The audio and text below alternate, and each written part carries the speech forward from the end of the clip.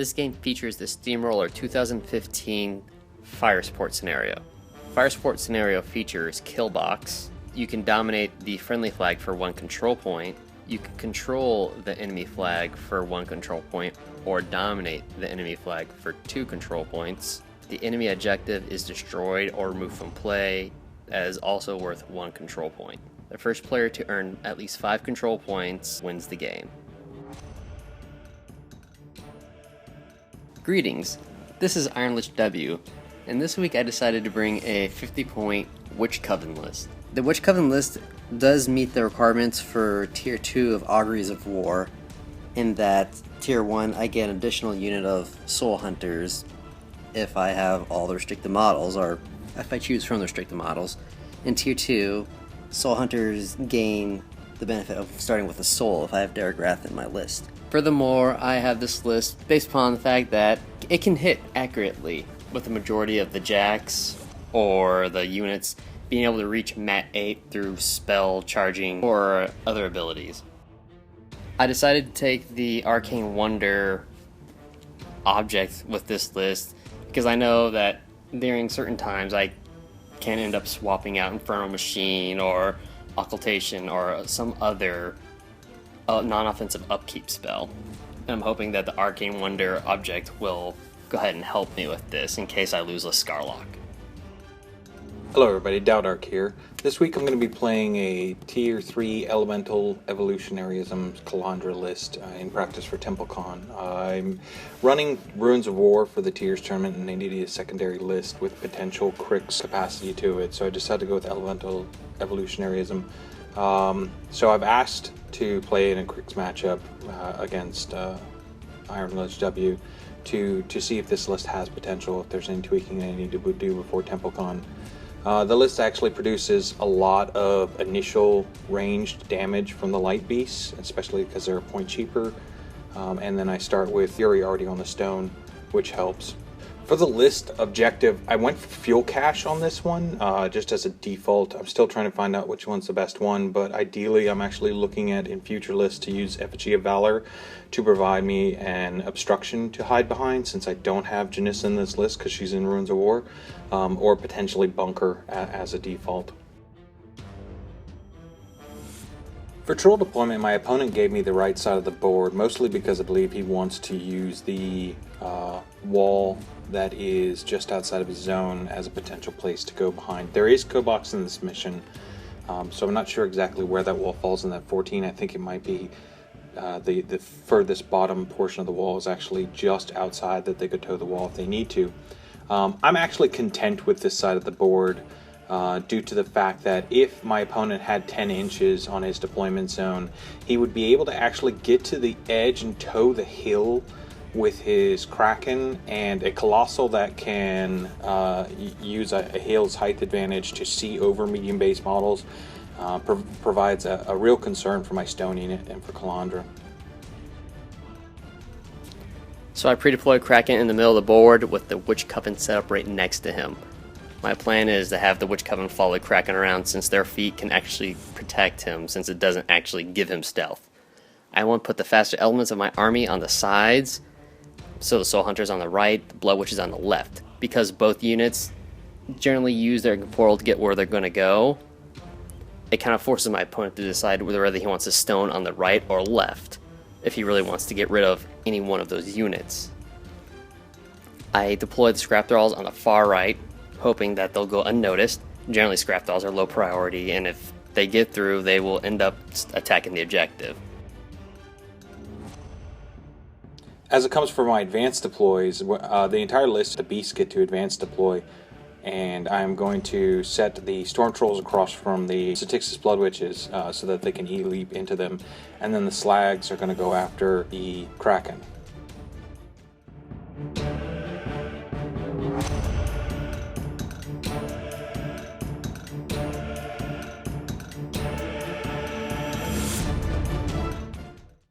Trolls turn 1.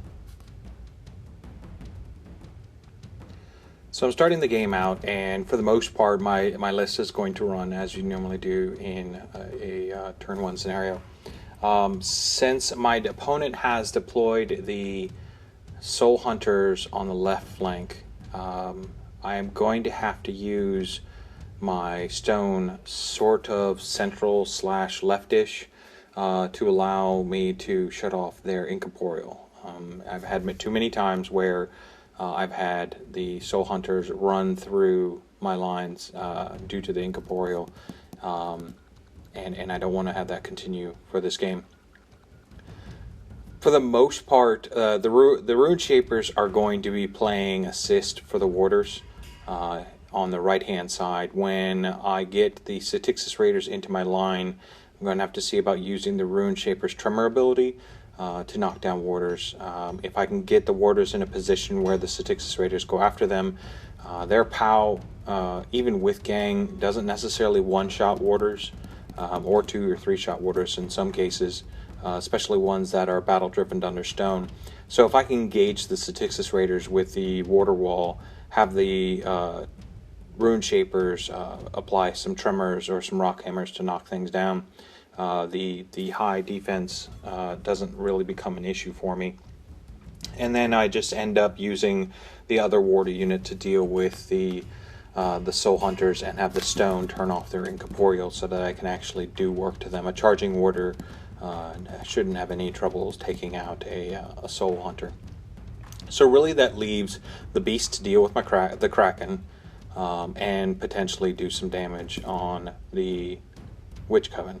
One of the issues that I'm going to run into is I really would love to light the Witch Coven on fire. I've actually done it before, or really like to light the Witch Coven on fire.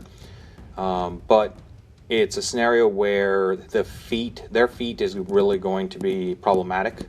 And I need to get the beasts up the table, which is why I basically ran them forward.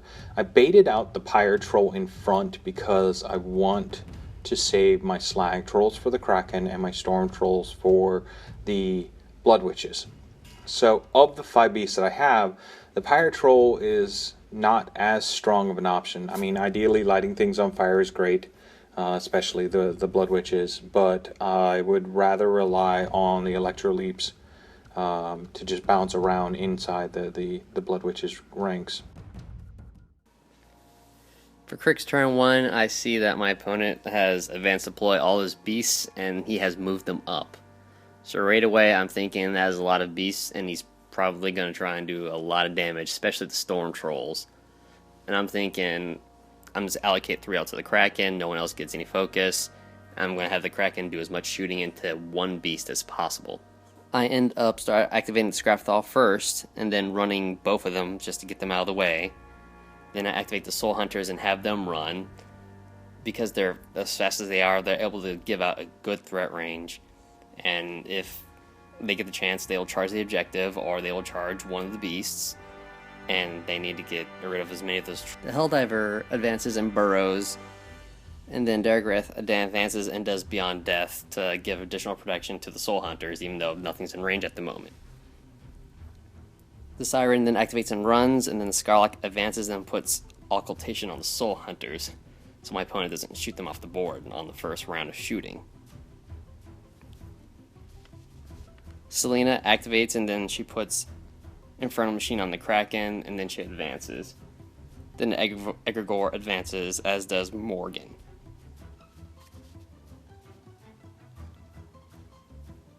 I activate the Kraken and move him up. He will move up a little faster because of Infernal Machine. And I just start doing pot shots. And just from rough estimation, if I want to do all my shots into one target, I will have to go for the closest, which is the Pyre Troll. I fear the Pyre Troll because he lights things on fire. And the last time my opponent faced the Coven, he shot them off the board with a Ravagore. So while he's not playing Legion, I still don't want him lighting things on fire. So I get 3 shots with a Hellblaster, and then the large...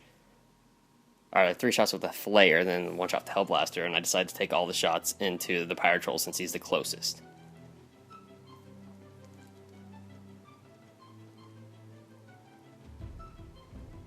So while I did not do enough damage to kill him, the Kraken does put a lot more damage than I expected.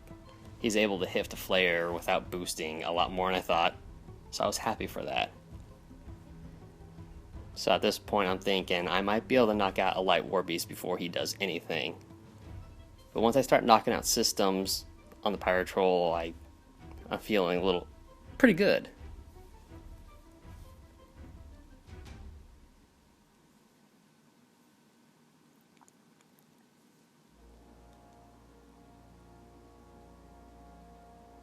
So now I'm firing my last shot into the Kraken. Or not into the Kraken, into the Pyre Troll. And I think the Kraken ends up taking out at least one aspect, and I think nearly a second from memory. And I activate the Necrotechs and have them both run up as fast as they could and get into base to base, so when Kraken moves, they'll still be in range to repair him if he takes damage. And then the Siren advances and power boosts to Deathripper, who then runs and just tries to get on. My goal is to get on the hill, but as I'm moving him, I'm knowing he's not going to be able to make it, so I just move him in front of the Kraken, try and use him as a little bait so my opponent doesn't shoot Kraken. Then I activate the Blood Witches and have them run. Knowing what my opponent has 2 Lightning Trolls over there, or 2 Storm Trolls, I only run them 7-8 inches. Not the full range, because I don't want them to get shot off the board, especially since I wasn't planning to use the mini feat this turn. I was trying to save it for next turn. And I was trying to space them so if my opponent does shoot them with the Storm Trolls, the lightning doesn't bounce into the Blood Hag. And then I activate Helena, I get the 3 witches confused, and advance, and she casts Stygian Abyss, trying to crit on the Pyre Troll, which I do not. But I do enough damage. I think I knock out the second aspect with the Stygian Abyss, and I end up leaving like 4 life on him. Troll's turn 2. So the Cryx army has advanced, and the Kraken is kind of sitting out there. I'm really contemplating about just popping my feet and seeing if I can't just hard crash on that Kraken. If I can get the Kraken off the table this early in the game, it will be a huge swing in attrition into my favor. That being said, 5 light beasts don't have as strong as a presence to guarantee killing the Kraken. If that Pyre Troll was another Slag Troll, and I had 3 Slag Trolls to work with, there's a greater possibility for that. But I don't know if I can necessarily to hedge it off. But it's definitely something I think I'm going to go for. It's kind of debating right now if I'm going to do it or not, and in the end, I am going to go for it. I'm going to go after that Kraken. The Pyre Troll is really hurt, so I need to get some work out of him before I lose him next turn. And then the other thing is that he's got 2 Necrotechs next to that Kraken, and though Krakens on the scale of Colossals are relatively squishy compared to the other Colossals, having 2 mechanics sitting behind it means that any systems that I do manage to knock out, he's going to be able to reenact this turn. So the Blood Hags, the Blood Witches are far enough back that I'm not necessarily going to have full range on them with the Storm Trolls, even though he has not midi-feated this turn. So I think I'm actually going to use the Storm Trolls to shoot at the Kraken.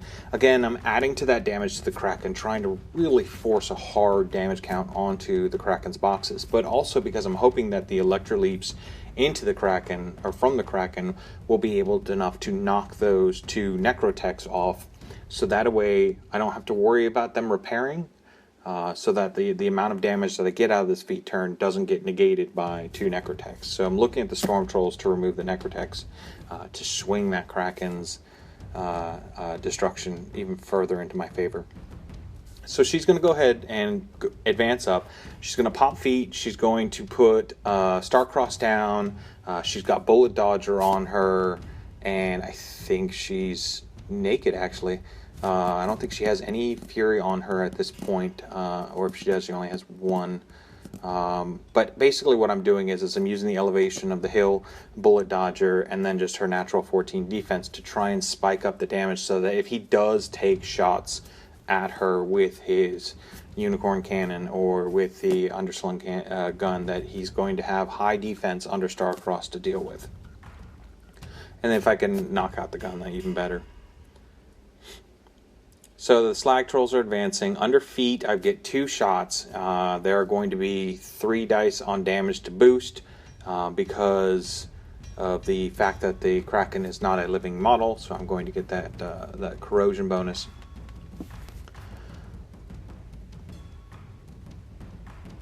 And the 2 slags, as I mentioned before, having 3 slags probably would have made this a much greater chance of taking out the Kraken.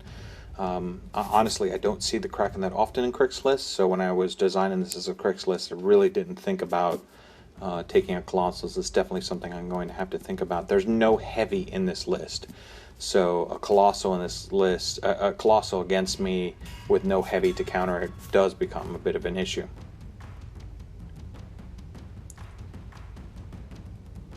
So buying the second shot, the Slag Trolls end up doing a considerable bit of damage. This is unfortunately also a situation where I'm putting all of my light beasts up forward and trying to do as much damage as Kraken. I'm not going to kill the Kraken due to the amount of boxes. If I can kill the Necrotech's great. But what it is going to do is I'm basically trading out the opportunity to kill out the Kraken to potentially lose my entire battle group. And that may be a horrible decision on my part. We'll have to see how it plays out. Because without any transfers, Calandra becomes that much more easier to kill. So the feat allows me to roll reroll 1s and 2s, which is why I rerolled those dice. And then we're once again going through on the damage. Really good dice damage on that one. Knocks out a pretty good system. But that was the second shot out of my slags. So my slags are done. And I think I knocked almost half of its boxes off. But again, we're running into the situation of those Necrotechs. So here comes up one of the Storm Trolls. Going to shoot him. Not really looking for any considerable damage out of the Storm Trolls. Looking for the leaps, though.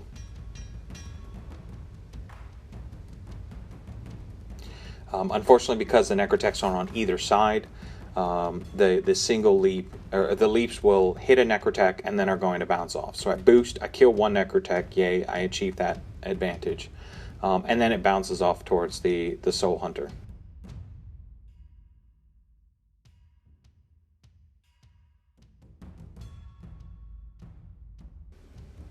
The other Storm Troll, however, and this was poor placement on my part, the other Storm Troll, however, is going to advance up to try and do the same thing. This time it'll bounce off towards the other Necrotech.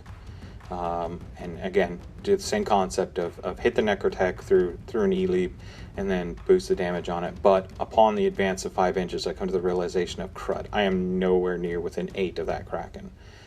So I try and take a pot shot, hoping to hit a witch, and even the witches are out. So, unfortunate, but what I can do now is I'll run my warders up so that any witches that try and engage the warders will potentially have to deal with, any witches that try and engage the lights are going to potentially have to deal with warders on the subsequent turn.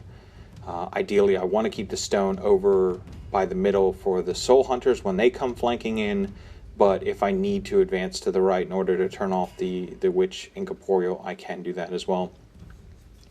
And the rest of my army is just advancing up, getting to position. Warders are standing in position, getting prepared so that the Soul Hunters, when they get in range, have no Incorporeal. So as soon as they come in range of the stone, the Incorporeal gets shut off. And then Soul Hunters can't pass a warder and take a free strike from them. It'll kill a Soul Hunter too easily.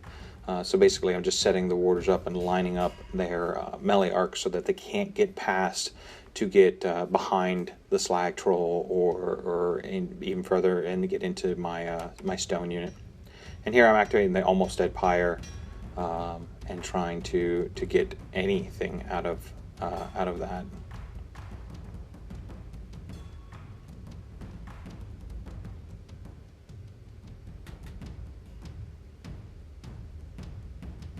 For those questions, I did spend the necessary fury to heal him, so he was fully functioning. Just enough to fully function, not to heal completely. For Cryx turn 2, I take stock of what I lost. I lost a Necrotech due to a Storm Troll, and I lost one of the Soul Hunters. But do a fire check, find out it goes out on Kraken. I give Kraken 3 focus. Helldiver pops up. and then I begin to move. So my opponent, he put everything into the Kraken, which I'm not too surprised at. He knocked out nearly half of it, but I still have a Necrotech, so I still get stuff back. Or I still repair systems. So I'm trying to figure out how I'm going to damage all the trolls, measuring the control range for the Coven. I decided to act with easy stuff, move the Helldiver burrow, make sure he's out of the way. Then I move on to the Deathripper. Deathripper just basically moves to get out of the way, because at this point it's going to be the Kraken doing as much damage as possible, as well as the Soulhunters from my mind. Hopefully the Soulhunters will knock out 2 beasts, leaving the Kraken with 3. So then Skarlock advances, and then he casts Stingy Abyss at the Pyre Troll. Hopefully he'll be able to knock out kill the Pyre Troll, since it didn't have that much life left. But because it's not boosted, it's not gonna do a whole lot of damage. I hit him, and I do some damage, but it was all negligible. So once the Skarlock is done, I decided to go ahead and activate Darragh Wrathe.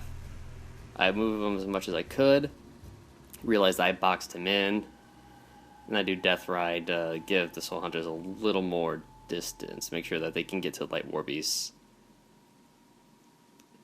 And after I do that, I do my Light Cap move, and realize that I still boxed them in. I didn't move the one Soulhunter next to him far enough. I activate the Soulhunters, and they take the Aura to charge. Since my opponent's stone is still quite a bit of ways, the Soulhunters get incorporeal and they're able to move through other models, like the first one moved through the Deathripper.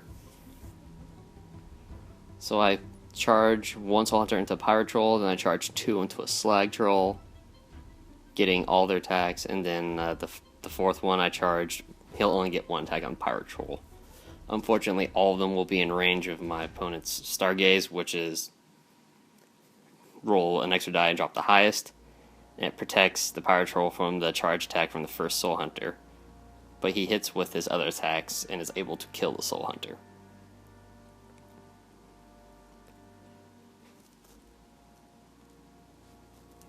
The Soulhunter starting with the extra soul is crucial, because they're able to boost any of the remaining attacks. And because the cavalry charge, they're at 8. Starcross isn't as big of an impact. It's still definite, but I'm able to actually get some solid hits in there. And the Soulhunters are able to take down one of the Slag Trolls.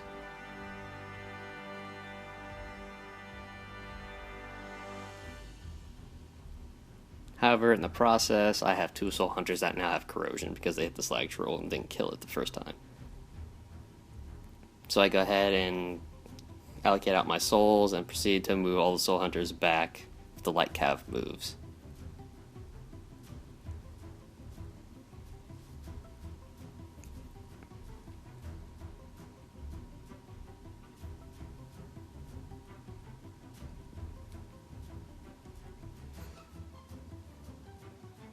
So then I make sure all the right guys have got the corrosion markers. Then I activate both Scrap Thralls, and they run. Next range they'll be in range to charge the objective. And the Siren on that side of the board runs as well. Next I activate the Blood Witches. I decide that this is the best time to use their mini feat, and that I want them to take the order to charge. I'm trying to figure out my charge lanes for this, because I know my opponent. I'm trying to get my opponent to move his stone so it's not in the center of the board. If I put enough witches on his right side, he'll move the stone further to the right in order to try and kill the Blood Witches. He'll need the stone to get rid of their mini feat ability, which gives them incorporeal at the end of activation. Try and make him a nice tempting target. So I charge a few into the Storm Troll, then I run the rest, because this is the turn that I plan to use my feat. And so I get all the runs out of the way. make sure everyone's in command range, and then I begin attacking. Because the Blood Witches have Gang, which is +2 to hit and damage, they are effectively mat 8. So while under Starcross, they still only need 4s. So they were able to hit reliably, but they, being PAL 12 at the highest, they weren't doing a whole lot of damage to a ARM 18 Troll.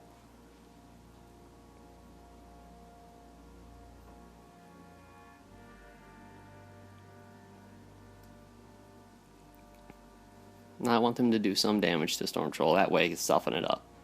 Even though the Kraken will be PAL 18, he only has 5 attacks, so I want him to clean house and get rid of all the trolls.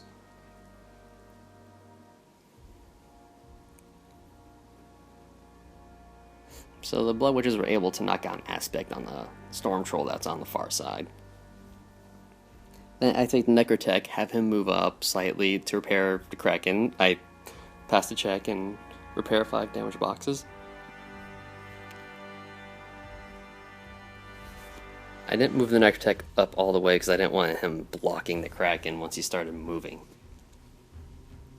Then I activate the Kraken and have him advance 7 inches. He's base speed 5, and he'll get the additional 2 from Infernal Machine. Infernal Machine also improves his mat by 2, so he's swinging at mat 8. So once I get him in place, I start with the far troll. Now I have the 3 trolls in front of me. The 2 storm trolls are my priority, as they will start bouncing their lightning everywhere.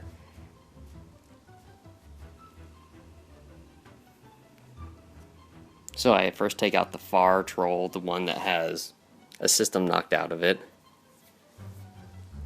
and ends up taking 3 attacks just to get there.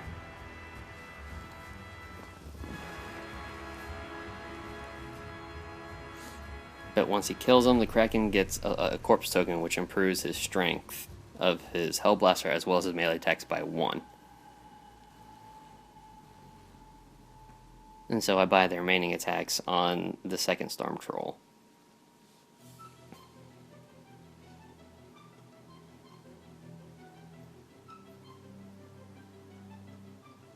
At this point, I'm thinking, what can I do? Like, I'm still rolling attack dice on the Storm Trolls, but I'm trying to figure out how to get rid of that Slag Troll. The Slag Troll's ability to do extra die damage against non-living things is actually pretty critical. It will kill a lot of the Soulhunters. It will help kill the Kraken. The 2 Slag Trolls did the most damage against the Kraken during the last turn, so I definitely want them to go. I need to protect my infantry, which is why I'm targeting the Storm Trolls. Partway through this particular battle, my opponent and I had a discussion about the Storm Trolls, and like, if a Warjack hits them, they technically become disrupted, but a Colossal doesn't suffer from disruption, so we had a small rules exchange about whether the Kraken would become disrupted, or at least lose his focus, in which we came to the determination that the Kraken would not, which is why I kept buying attacks.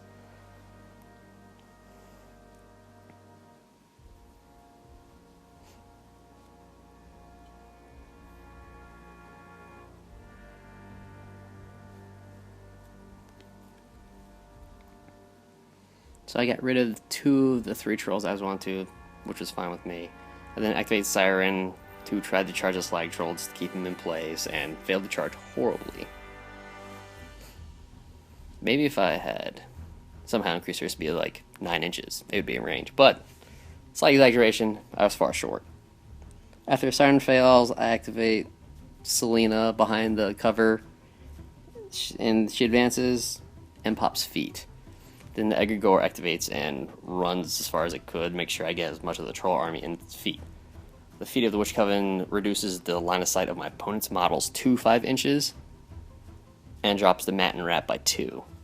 And they have a pretty good control range, so anything within 18 is affected by it. And then Morgan and Helena activate and run.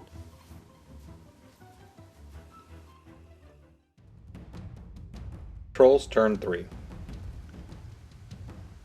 So I'm looking at the situation ahead of me, and one of the first things I need to deal with is the Fury on the table.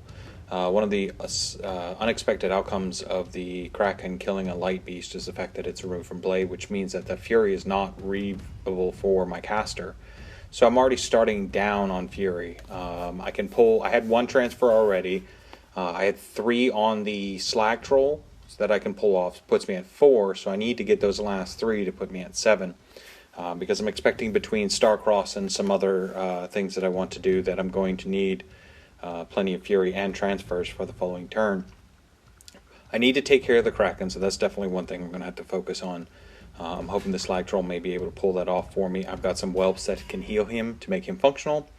But I have other elements that I need to look into as well. So with my 4, I'm going to pull 1 out of the stone, and then I'm going to cut for 2.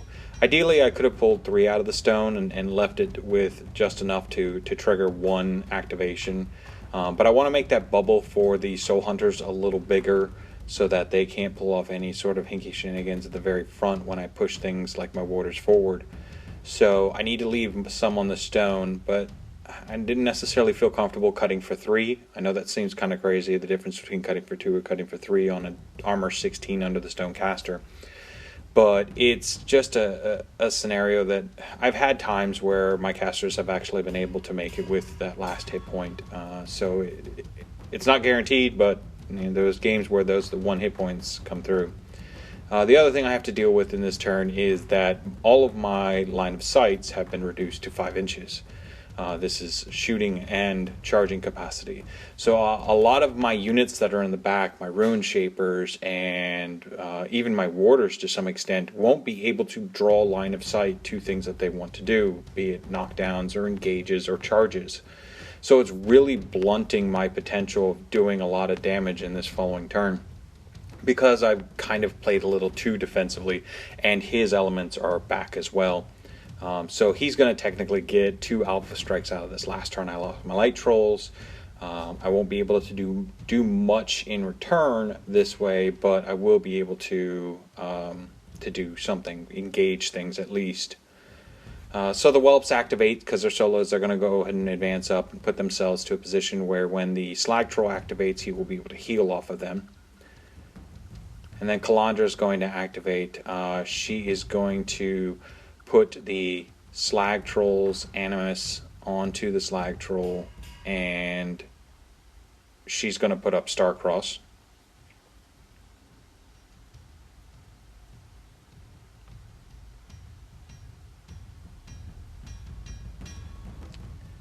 One of the things I would have loved to actually been able to do is to find a different way to kill the Kraken so that the Slag Troll could, in theory, get close enough and just start shooting at Egregore. The other casters are living. Egregore is not. So shooting him would allow me the additional dice. And even under feet, I can get close enough to pull off 2 shots on him, and the whelps would heal him to full.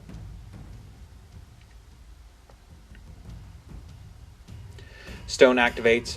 One of the things that I need to respect is the fact that there is a Helldiver nearby, and I do not want to give the Helldiver immediate access to Calandra, because she kind of survives off of her defense and under Starcross, and I don't want to have a Helldiver come along and slam her and knock her defense down.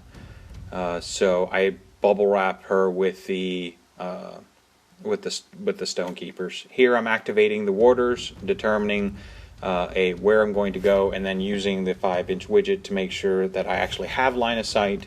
I believe 2 of the Warders have the capacity to pull off a charge towards the Kraken.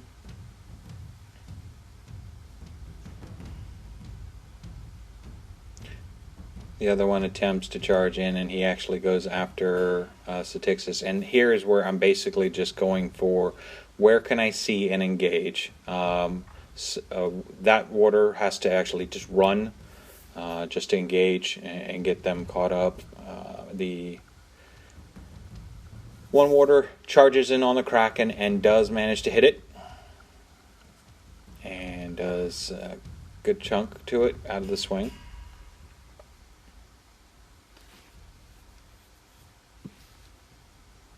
And then I'm going after the Satyxis. I would have loved to have been able to take out that Kraken with the warders.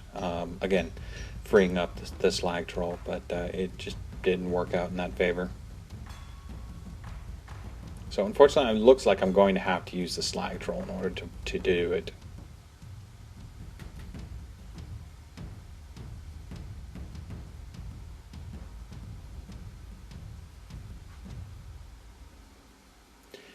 Here again, the Rune Shapers that are going after the Kraken. I don't expect to do a lot of damage, but he is so close to dying. I really want to finish him off because I'd love to get go with my Slag Troll plan. And I am doing damage. It's just not enough.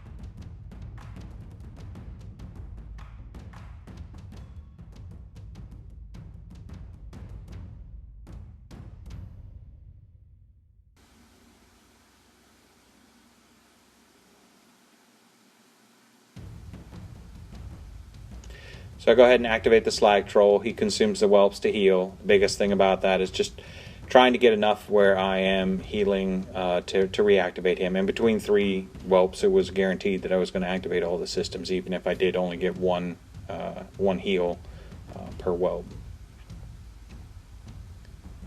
And the Slag Troll is just advancing up.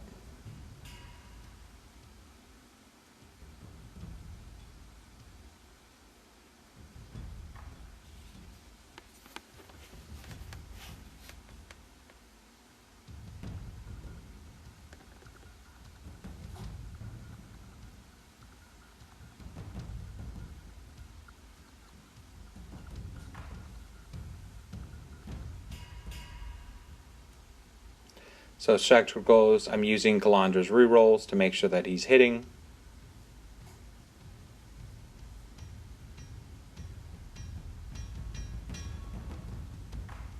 Boosting damage.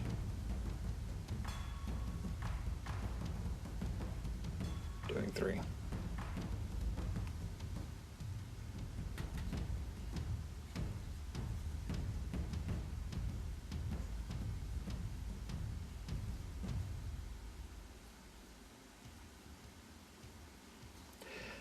Buying an attack, going for a natural roll, hit, but just don't do enough damage. I end up leaving him with 1 hit point. Now he is corroded, so if the corrosion doesn't go out, which hopefully it doesn't, the Colossal will die, and that could potentially play to my advantage. Because there is going to be a wreck marker near the objective and the flag for my opponent. So I could potentially make a play for trying to push and dominate his area. The rest of my unit goes, and I'm going to advance up, try and engage some of the Soul Hunters. I believe this is probably actually a poor play on my part. I'm going to go in and engage several of the Soul Hunters. Ideally, what I probably should have done is there's a huge amount of that hill that is now occupiable by the Cryx army. And one of the reasons that Calandra can survive is because I can use the elevation and bullet dodger when it's a shot, and then Starcrust to keep herself alive. But if I give my opponent the ability to get on the hill, I negate that elevation defense. So I think maybe the smarter play might have actually been if I put some of the warders, like 1 or 2 of the warders, up on the hill to prevent somebody from getting up on the hill, or if they do get up on the hill, get engaged. But I also wanted to kind of jam up the Soul Hunters.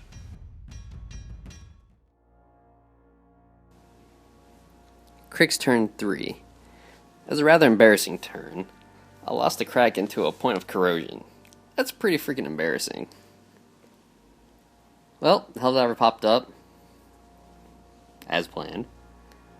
Did his thing. I think I was going to have him try and knock out a stone unit, because at this point I'm thinking, I've lost the Kraken, I'm going to do this the old-fashioned way with the Witch Coven and spell Assassinate. Well, in order to do that, I need to get line of sight for the Deathripper. So once I figure out where he can go and that he'll fit there, I go ahead and place him right next to the stone itself. I proceed to start with the Necrotech. Now that I have not done this before, nor have I done it for this reason, but I wanted to get rid of the wreck marker that the Kraken left. So Necrotech moves up and turns into Skarlock Thralls. Passes his check. Once again, we talked third person who is very knowledgeable in the rules about whether it works, and we decided that yes, the Necrotech can turn the wreck marker into Skarlock Thralls. So I succeed in the skill check. I don't own any Skarlock Thralls, but at this point, who cares? I just need to get the cover out of the way so I can run the Blood Hag up there.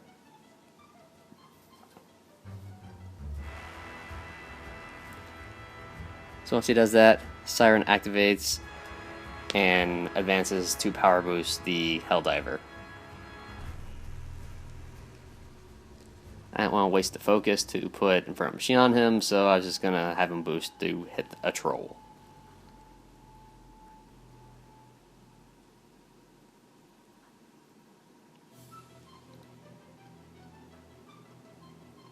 So once the Siren does her thing, Helldiver activates and just bites the guy carrying the stone. I use the point of focus to boost it so I don't miss anything. Helldiver hits with success and forces a tough check on the stone. One thing I forgot is that the stone can do the sack within 3 inches thing, so where I thought I had line of sight, my opponent just shunted it off into one of the other guys in the unit. So I had to work on other methods of getting rid of more of the guys on the hill. So I activate Darragh Wrathe. He does Death Ride. The reason I'm doing Death Ride is I need to open up a space in the Soulhunter so the Skarlock can move up. So once I end up moving the Soulhunters, I now have a good idea of what I want. So I activate the Skarlock. Since my opponent has done the no incorporeal, I cannot rely on the Soulhunters getting through the warders. So I have to activate Skarlock. He moves up into combat with the warders, and he casts a spell on the warders called Curse of Shadows.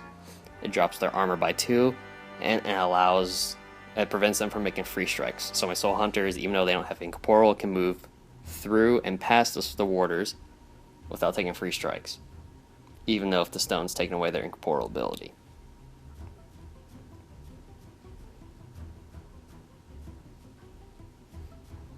So once I have Curse of Shadows on the warders, I activate the Soulhunters and they take the order to charge.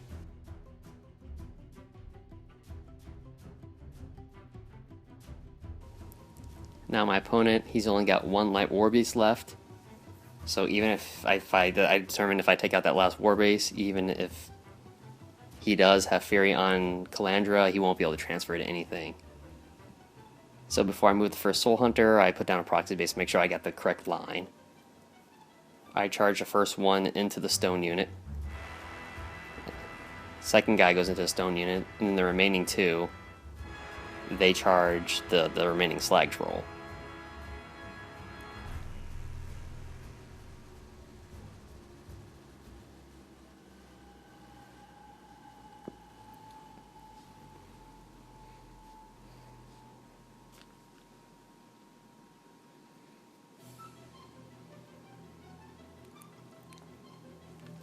So the first Soulhunter on Slag Troll hits, does a lot of damage to him, a lot more than I was expecting. And then if the second attack he hits and does another point or so, then the second Soulhunter that gets a charge. He hits, he boosts because I know I really need to hit. He hits, he does a lot of damage to him and kills him, getting his soul back. And then I move on to the stone unit that's at the other end of the hill. I hit the stone unit. At this point, I hadn't moved the Blood Witches, so they're still getting their tough checks because none of them are in command range of the Blood Hag. My opponent kills the stone itself and passes it off to another guy in the unit so that I couldn't attack him again. End up taking another guy. So my Soulhunter only got 1 attack. Then the second Soulhunter attacks and kills the other stone unit member. And then they have to get out of the way, because at this point the Deathripper needs to get on the hill as well, and needs to be able to see Calandra still. But I also don't want to get in the way of the Blood Witches, as when they move, I just need them to move so I can get the Blood Witch within 9 inches of Calandra to prevent that tough check.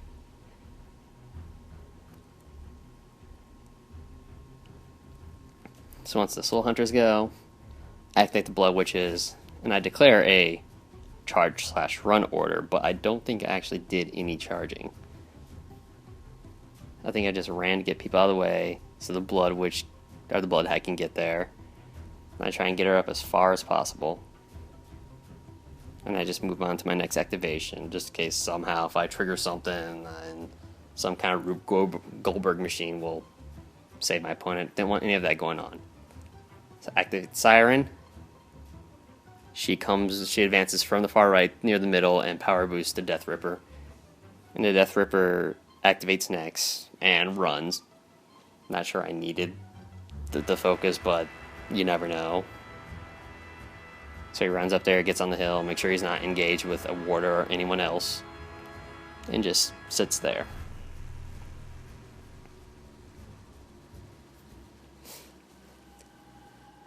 Then I activate the Egregore, because at this point I need to move so I can get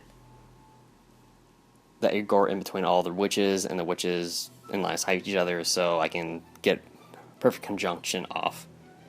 If the Egregore is in between the triangle of the witches and the witches can see each other, then I get to reduce the cost of my spells by 1. So Morgan advances, Helen advances, then Selena activates. She advances to get into perfect conjunction with the other two, and I begin to spell sling. I cast Stygian Abyss without boosting, and I get a crit, which is Shadowbind, minus 3 defenses, and can't move. So now Calandra has a very low defense, but then I boost the damage, and surprise, 2 1s comes up. And then I do it again, and I end up doing a lot of damage with the unboosted damage roll. And because Calandra was within 9 inches of the Blood Hag, she was able to prevent Calandra from taking a tough check, causing my opponent to not save his model.